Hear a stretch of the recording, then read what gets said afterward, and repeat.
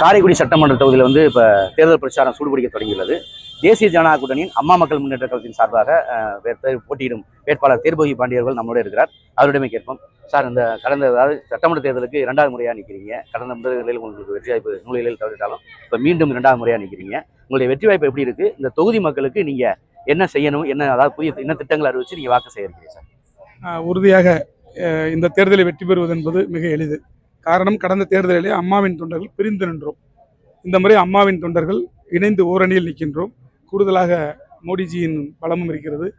கூடுதலாக அன்றிருந்த நிலை வேறு. இந்த 5 ஆண்டுகளிலே மக்கள் விரோத ஆட்சி நடத்தி வரக்கூடிய திமுகவிற்கு எங்கு சென்றாலும் எதிர்ப்பு.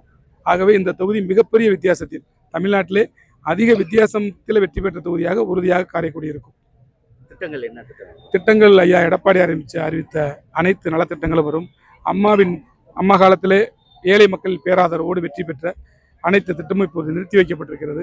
கண்டிப்பாக நான் சட்டமன்ற உறுப்பினராகி ஐயா எடப்பாடியார் ஆட்சியில் அம்மாவின் திட்டங்கள் அனைத்தும் கொண்டு வரப்படும்.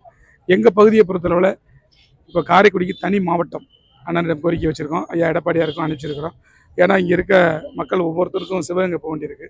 அதை காரைக்குடியை தனி மாவட்டமாக அறிவித்து காரைக்குடியில் ஒரு தலைமையிடம் வந்தால் எங்கள் பகுதிக்கு அது மிகவும் சிறப்பாக இருக்கும். தேவகோட்டையை பொறுத்தளவில் இன்னைக்கு வரையும் ஒரு மேல்நிலைப்பள்ளி இல்லை. தேவகோட்டையில் ஒரு ஸ்மார்ட் வகுப்புகள் கொண்ட ஒரு மேல்நிலைப்பள்ளி இங்கே அமைக்க ஏற்பாடு செய்வேன். அதே போல் இங்கே தனியார் கல்லூரிகள் இருக்கிறது. அரசு கலைக்கல்லூரி இல்லை. உறுதியாக ஒரு அரசு கலைக்கல்லூரி, அரசு தொழில்நுட்ப கல்லூரி, ரெண்டும் இப்போ எங்களுக்கு இந்த பகுதிக்கு ரொம்ப அவசியம். அதே மாதிரி இது விவசாயம் சார்ந்த பகுதி. தேவகோட்டை, கண்ணங்குடி, தேவகோட்டை டவுன் 3மே பார்த்தீங்கன்னா ஒரே தொடர்புள்ள பகுதி. இந்த பகுதியில் காய்கறிகளும் உண்டு, நெல் விவசாயமும் உண்டு. அதற்கு தேவையான சேமிப்பு கிடங்குகள் ஏற்பாடு செய்ய இந்த பகுதியில் எதுவுமே இல்லை.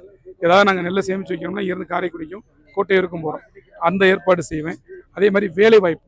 ஏன்னா இங்கேருந்து எனக்கு கிராமம் 8 கிலோமீட்டர் என் கிராமம் இருக்குது. 8 கிலோமீட்டரில் என் கிராமம் இருக்குது.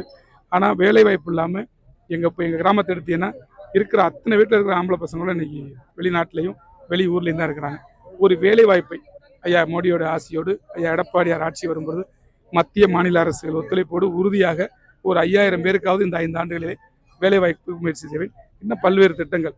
நான் ரோட்லேருந்து வந்தவன், எனக்கு தெரியும் எங்கள் மக்களுக்கு என்ன தேவைன்னு. உறுதியாக அனைத்து திட்டங்களையும் கொண்டு வருவேன். நன்றி.